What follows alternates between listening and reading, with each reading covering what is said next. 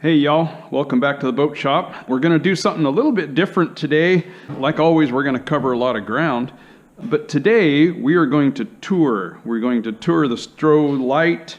This is a 1/8 scale nitro-powered hydroplane. I built this boat last winter. Some of you have seen it if you've watched my videos. You've even seen it run here and there probably. It's a pretty good boat. I'm still working on how it runs and rides, but we're going to talk about that. We'll tour it a little bit. You'll see a little bit about the boat. Actually, you'll see everything about the boat. But near the end, we're going to talk about Sponson design, the Sponson angles, how to assemble things, and we will relate that to the gasser that we're working on now. Also, if you've been following along, you've seen this one too. But right now, let's take a close look at this boat. At the tail end, would you watch the video at the end, click like if you like it, and then leave me a message. Let me know if you'd like to see more boat tours, because I have the luxury of living close to a number of great boat builders. David and Bill Brandt. David is the winningest driver in the history of RC Unlimiteds, and he lives just one city over. And we could talk to him and see if he'll allow us to tour his boats. I have a phenomenal boat builder in Bob Brackett, who lives also not far away, and he does a lot of electric stuff, really beautiful and fast electric boats. So maybe we can talk him into doing a tour also. But right now, let's take a look at the Stroh Light. Again, this is a nitro-powered hydroplane. All wood construction. My cowling, if you've seen some of my videos, is held on with magnets. It's just a matter of pulling up in the back. The front pops off of a pin, and the cowling's in our hand. I have shown this in another video, what magnets I use, how I mount them, the reasons why they're mounted the way they're mounted. They're really, really strong, so I actually lay a little piece of, this is G10 right here. That actually reduces the tension slightly, because it's hard to get this darn thing off of there. But it's wonderful. You get the boat fired up and you're ready to go race. You don't have to fiddle around with anything. You just do that and it's on and away you go. So I do recommend that. This is out of my own plug and then mold. 3D printed headers, simply held on with a little double-sided tape. I thought they would go away, but they're still there. So I'm pretty happy about that. But that's all there is to it. For flotation, I'm not a big fan of pool noodles. I think they get goopy and ugly and gross. And in fact, I know they do because I've used them a lot. This is pour foam. That's P-O-U-R, not P-O-O-R, because P-O-O-R is what you wind up after you get into this hobby. This is pour, P-O-U-R.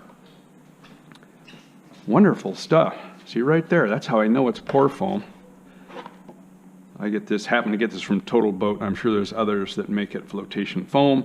Okay, you mix two parts together, pour it in, and presto, you have a lot of wonderful foam flotation. There's neat stuff we're going to do with that in the front of the gasser, so stick around when we get to that point. This is the first one I pulled out of my mold, so I'm using it. I think I could make it a little bit lighter, but it is pretty light. Interior-wise, oh, by the way, a little more pour foam. Don't get it too close to your pipe. Okay, just a simple piece. This guy, I don't use latches, magnets, nothing back here. This guy gets a simple little piece of radio box tape right here. On race day, if I need to adjust in the back, this just flips right up. Access to my strut, my pipe mount, linkage, so on, etc. Really easy, super lightweight to mount it. Okay, that's all you got to do. That's all I need. Speaking of mounting, this is how I mount my pipes. I don't know if you guys are interested in this kind of stuff.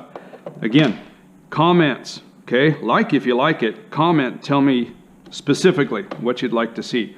Happy to show you anything that I can. Let's look at how that mounts really quick. I've seen some pipe mounts that are really heavy and gross. Not that the way I do it's the best. You're doing a great job. Keep it up. But this is how I mount it. You should always put your flex shaft inside your pipe for storage. But this makes for a really easy, quick, light adjustment for your pipe length, okay? Really, once you find the sweet spot, you're going to kind of stay there. But I change it a little bit from time to time, especially when I'm trying to work in a boat. And this one has been a little bit of a challenge for me. Very, very fast. But I don't have quite the stop and go trust in it that I need to have to win here in RC Unlimiteds. When you've got some 60 nitro boats registered, you've really got to be on your game. Long piece of brass, don't like that, right? Wish it was aluminum, but weigh it out. Check me out on this. The brass is lighter weight than silicone, so don't run a big long piece of silicone and a short piece of brass. Run as little of this stuff as you can get away with, okay? It's heavy. All right, so that's how the pipe mounts. I'm not going to be able to start this screw under pressure while you guys are watching. Remember, no retakes. I give up. Okay, put that out of the way. You try doing this live. Come on. Okay, so inside, I've gone to tiny throttle servos. I know a lot of you guys are doing this. You're going to tell me, yeah, but I mount it really, really close because I want as little linkage as I can get away with. I'm using waterproof because I don't like building radio boxes. I hate it, in fact. And here you are looking at this lid saying, but wait, you have a radio box. Yeah, I'm getting rid of that in future builds, but I've gone to the waterproof servos. A big fan of sidewall mounting because the mount's already there. I don't have to build anything extra. All I gotta do is cut a hole. I love cutting holes. Simple, straight, pull, linkage. Never push on your rudder. You shouldn't have to push. These mounts, this is my first experiment with a Delrin. This is kind of an acetyl plastic material. I thought for sure they would shatter and explode. They were fun to make. They're easy to make. I just have a really cheap import. I almost named the country, but I don't want to make anybody mad, and I don't want YouTube to be mad at me. They were pretty easy to make, and I love them. They held up all year. They look super cool, which is one of the most important things. Lightweight and super cool. That's the only two things you need to know. Some steel inserts, because I didn't trust the threads not to pull out. So there's steel inserts in there. Motor mounts right here. You probably expected to see it. I converted to Nova Rossi power a couple years ago. I was there with the learning curve on these, on how to make them work right. I kind of got it down.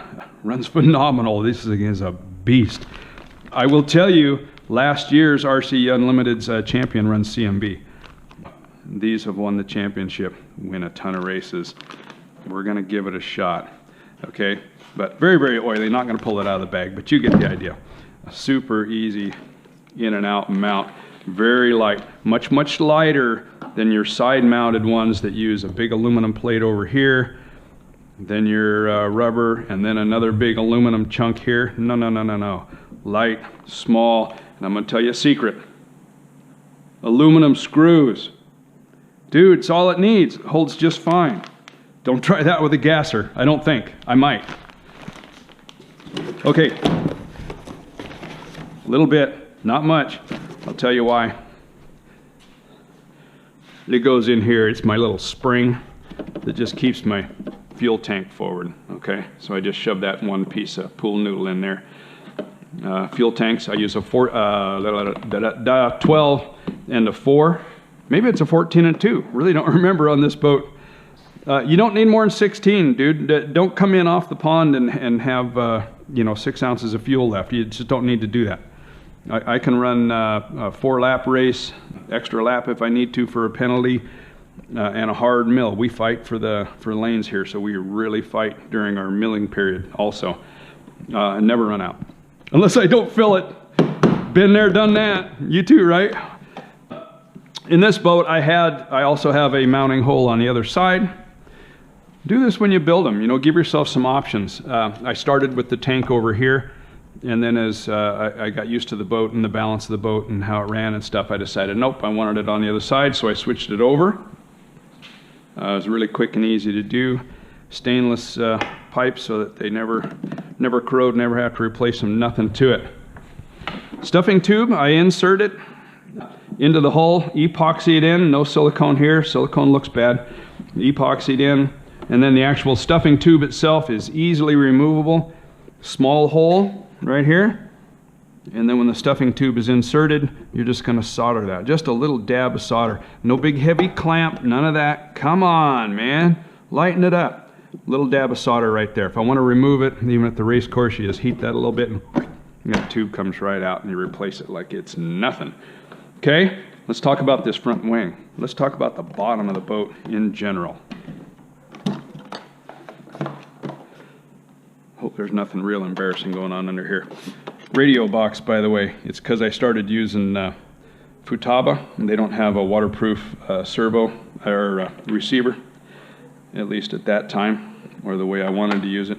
So I had to do a radio box. Like I said, we're changing that. We're going to fix that. I'm still a coward, so I run the antenna exterior. I know some guys just wind it up underneath. I'm terrified, dude. I run it out. Underneath. Isn't that ugly? Can you think about why I did that? Yeah, man. You go dead, blow over, whatever. Dark boat, hard to see. So I made the bottom white here. I figured if it ever starts sinking in the back, the sponsons are going to be sticking up. I want you to be able to see it. So bright yellow. Ugly. Oh, man, it's ugly. But there it is.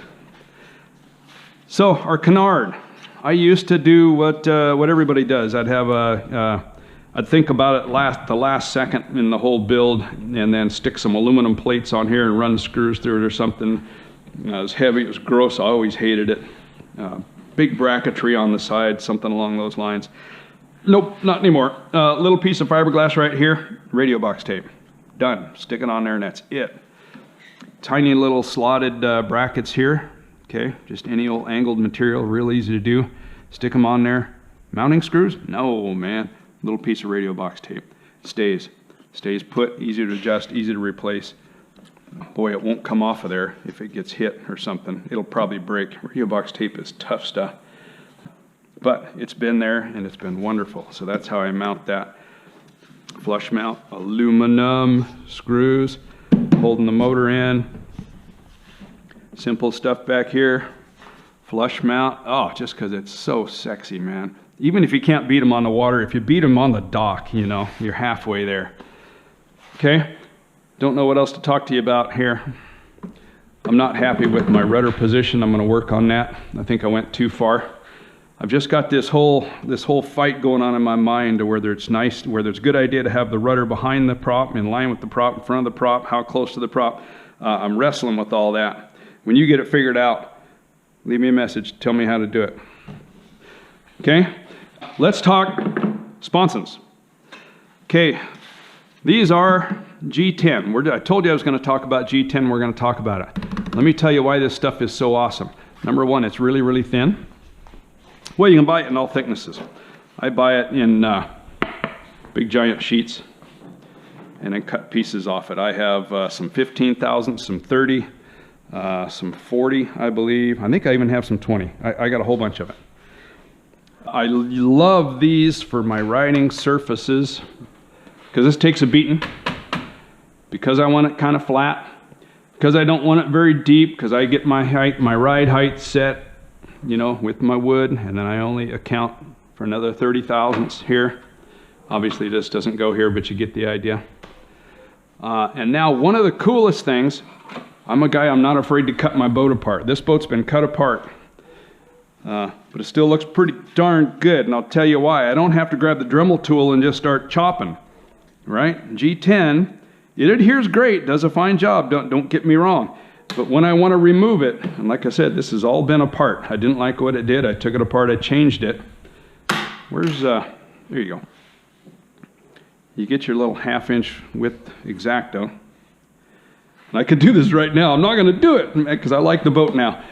But I can take this recovery off and change its angle, its depth, whatever I want to do in almost minutes, man. It just blow your mind. If I get up on this edge right here and I get my little hammer and I tap it, this guy will pop just a little bit and I can go down the line, pop, pop, pop, pop, pop, and I can pop this guy off of there, bingo. Do my changing, slap it back down. New size, build a new one, whatever I'm doing. Just wonderful stuff to work with. It's a little bit heavy, so you know, you're not going to build a boat with it. It's a really, really, really dense glass is what it is. This is kind of like you'd think about, circuit boards. That kind of stuff is kind of a version of G10. So same thing here. It's real easy. I just get close to that edge, give it a little pop. She comes free, and we're out of there. All right? So that's why we do what we do on this. That's coming here. I haven't made this pad yet. Why? Well, because its exact dimensions vary just slightly as you add the non-trips and so on. And rather than make assumptions, I wait until I'm ready. This one you can see has been installed. This one has the side pieces on up here, so I knew what I wanted. I built that. Forward section will just get wood. This piece is obviously, I think, just as for an attachment point for the wood as that comes down here. If you wind up, whatever kit you get, or if you buy my plans, or if you build from plans, man, don't be afraid to change stuff. See, this is, make it your own, right? Even if you buy my plan, eventually, if it works. These bulkheads, I think you can see this one here, it doesn't really do anything. You're not just going to glue that on. I mean, you can do this if you get one of these kits or whatever, and you can glue these pieces on and then just lay wood on it and away you go. And then you get what you're going to get. Now, I play with the angles. These pieces here are really what this forward one is for, just to hold them in place. You can alter them, slope this up sharper, make it deeper, change this angle, do whatever you want to do. Maybe a little easier to see over here. And these are patterned out in my plans, probably in anybody's plans. You can see I've been doing some drawing and fiddling around on it. But I make them tall and deep so that I can sand, change, cut, move, whatever I want to do. And you can set the depth just by repositioning it here. Setting our angles here of our ride surfaces is just a matter of changing this whole position here. Cutting it a little deeper here, and presto, it's deeper, or shot flatter, whatever you want to do. Of course, you're checking it with your angle gauge, angle finder, whatever. Set it here. We're going to make sure it's 0. Here's where we give away the secrets. Look, man, doesn't matter what my numbers are, okay? Do your own thing. This might not work. This is just my theory. Okay, I've decided on 2-3 on this, which is the outside sponson. The left sponson, and I'm adding 3 degrees to it for my recovery surface for 5.3. Okay, that's nothing but theory that's rattling around in my head. What'll probably happen is I'll go run this boat, I won't like it, I'll pop these off just as I was telling you, and I'll add a piece in the back, or I'll add a piece on the inside, whatever. Just do it. It's super fun to toy with different designs, and you can see the result. You can almost do it between heats. I don't think I'd try it, but you probably can. And you do the same thing when you're dealing with your anhedral. What?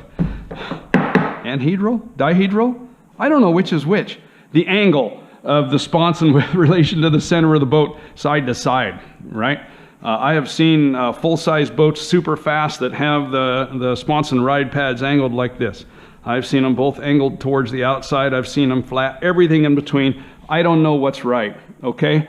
What did I do? I went pretty slight out here, and I went a little more in there, and I don't even know why. But I'm going to try it, and I can change it quickly and easily, okay? Rubber bands.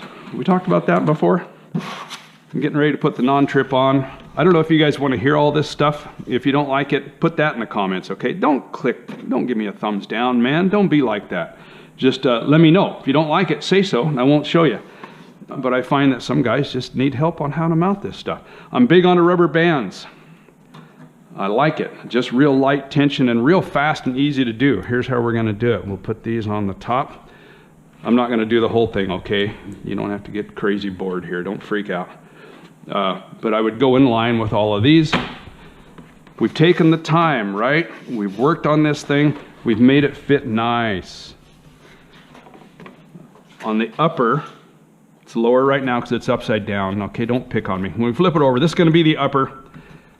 You want it to overhang slightly because we're going to wind up sanding it, and this is going to be the surface that our upper deck lays on. But don't have it hang way over. Don't think, well, I'll fix that later. No, if you hang it way over, then you put your bands or your tape or whatever you're doing on it, and you'll wind up deforming it because it's too far over the point where it's being held, right? And you'll deform it, and that deformation will travel down into the wood, and you'll have this going on, okay? So make it pretty darn close. And we're gonna have epoxy all over it, and we're gonna slip it on. This can overhang slightly because that holds it into position. And that's just what we're doing all the way down the line. It's really easy, really fast. Up here, we're gonna do something along these lines. This will be held down in place. Whatever you gotta do, okay? Put these guys on everywhere. If you get epoxy on them, doesn't matter. You just kind of pull and they pop free. We're just gonna pull this tip in. You're not necessarily clamping everywhere, okay? Because now see how I'm gonna distort it if I do that? Now you're just gonna put some thickened epoxy in there when you slap this on. If you got a little gap here and there, that's fine. Try to make it fit as best you can. Okay, see how easy that's gonna go on? I'll pop that on there this afternoon, and we'll be like this side here where we're ready. On this boat, every boat, whatever you wanna do, we have another decision to make. What are we gonna do with this channel area? You can see on the Stro, I've gone full Dave Brandt and others, where they have this straight channel. And the idea is when you're going slow speed, you're capturing some water in here, and this will help the boat pop up off of slow speed. It don't help this one. Maybe it does. But anyway, I think I'm changing things a little over here. I do believe I am gonna just run this part flat, and you've got angle decisions here as well as here. You've got all this stuff to work with. But for the forward section, instead of just laying a flat piece here, I think I'm going to allow this to radius. Here we go. I think I'm going to attach it here and here and have this flat, but then I'll just pull this down and allow it to radius. I'm starting to think I want the boat to be a little softer reacting right off of the nose. Have you heard the spoon theory? If the whole thing was curved, it actually tends to stick to the water, where a straight surface skips like crazy. You ever throw a flat piece of wood across a pond, right? It skips and it gets a little bit wild, but if you throw a round piece out on the pond, it just goes bloop and it sinks. Well, that's why. The flat piece is gonna skip, the round piece is gonna suck into the water. We're looking for a compromise. I want my tapping surfaces to be flat. I consider these to be my taps. I want my deep dive. Ooh, something bad happened. I don't want it to suck into the water, but I don't want it to spring the boat and make it go crazy either. So the whole boat is a compromise. It's your guess, it's my guess, I don't know. But what I do know is if you stop watching these stupid videos, shut it off, get out into your shop and get to work, you'll get something done. All right? Let me know what you think. Like it. Hey, share it. Come on. Let's help these other guys out. And let's build boats. I got to get back to work. I'll see you guys later.